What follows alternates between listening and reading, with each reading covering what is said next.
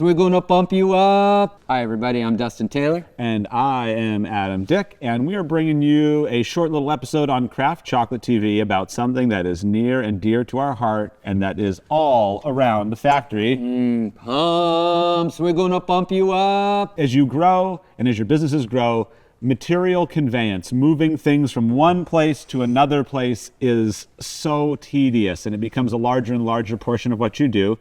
And as you guys are probably do, just like us, stuff goes into buckets, and buckets get spatulated into another tank and moved around with buckets, which is hard on your body, hard on your back, and you end up leaving a lot of chocolate in the bucket if you're not scraping it well enough, and that leads to waste and product loss. So a solution that we've found, that others have also found, are Pumps. Wonderful pumps. Pumps come in all sorts of shapes and sizes, and you could be frightened off by large pumps or not. Uh-oh, things break too.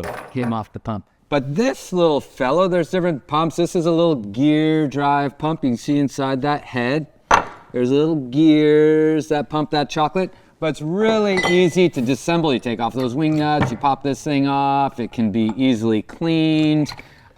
It's small in size and stature. Pumps like this are, they're commonly called, like Dustin said, gear pumps, because you can see these kind of look like gears. There's also things called rotary lobe pumps, very similar. You've got one of these gears, or one of the lobes is driven by the motor. The other one is just kind of more passive. But as these teeth intermesh and as things spin, it actually has very effective pumping ability.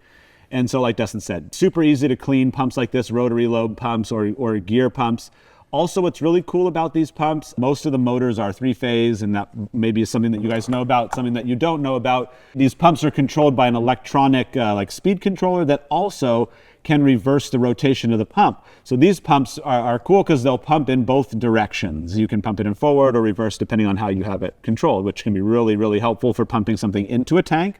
But sometimes you also need to pump stuff out of a tank. Exactly. So you can spend a lot of money on pumps, or you can search eBay or scour Craigslist. A lot of these pumps were, leftover stock from Walmart's donut department, and they used to pump the sugary filling in the donut department from Walmart, and they had some of these wonderful uniblock pumps.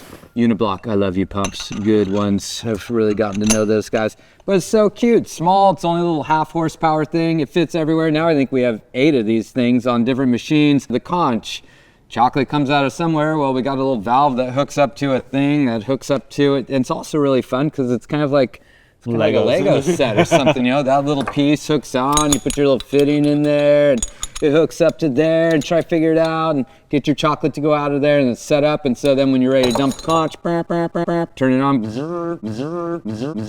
out comes the chocolate into, still usually for us, a bucket, but at least the pump pumps it out of there, or we'll cycle it.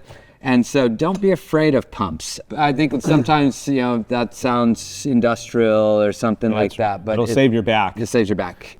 This episode was brought to you by Cocoa Masterclass. This is an experience that I've gotten to do once before. You learn all about the bigger industry. You learn a lot of details on things like farming, fermentation, how chocolate is made, how chocolate is sold, how commodities work. Basically, whatever questions you have, there's somebody there that's really smart that can give you some good answers. If you want to sign up, you can go to their site and write in Learn Cocoa for 5% off.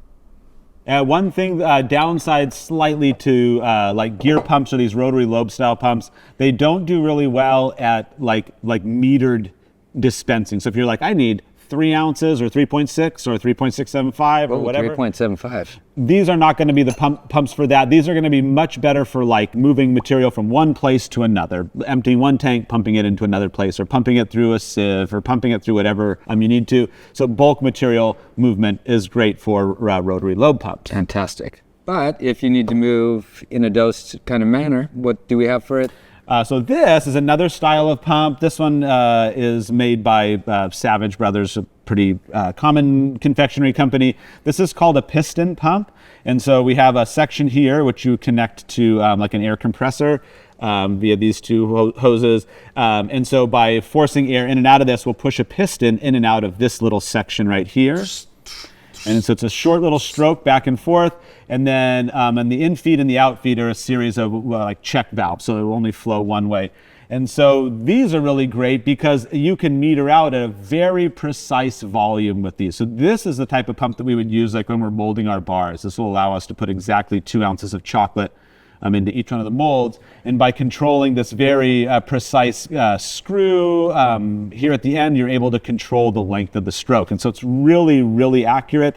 Very repeatable, and so if you're looking for dispersing of like a very specific amount, sometimes these piston pumps are a really great way to go as far as pumping like that. So those are kind of the 2 main styles of pumps that I think that we use around here. Sometimes I think we buy pumps and they look smaller on the screen. Yeah, and then you get them here and it's like, oh, that's giant. That is really big. I think we have one pump up in the attic that weighs 800 pounds and is 3-inch. We're like, oh, that's a great price on a pump, but it was like so big, it was going to move so much volume through. So there are pumps that are too big for that kind of stuff, but yeah, collect pumps.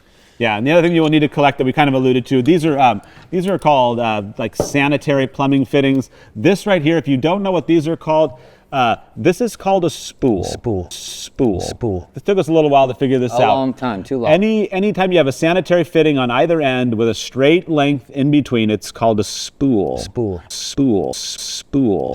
And they come in different lengths, and they have these sanitary fittings welded onto them. And then you have elbows and T's and all kinds of different things that will really help you to construct whatever kind of plumbing thing you want to create. So we have a lot of this stuff. We have like all lays around in bins and stuff. These are great things to collect. And here is a real important tip.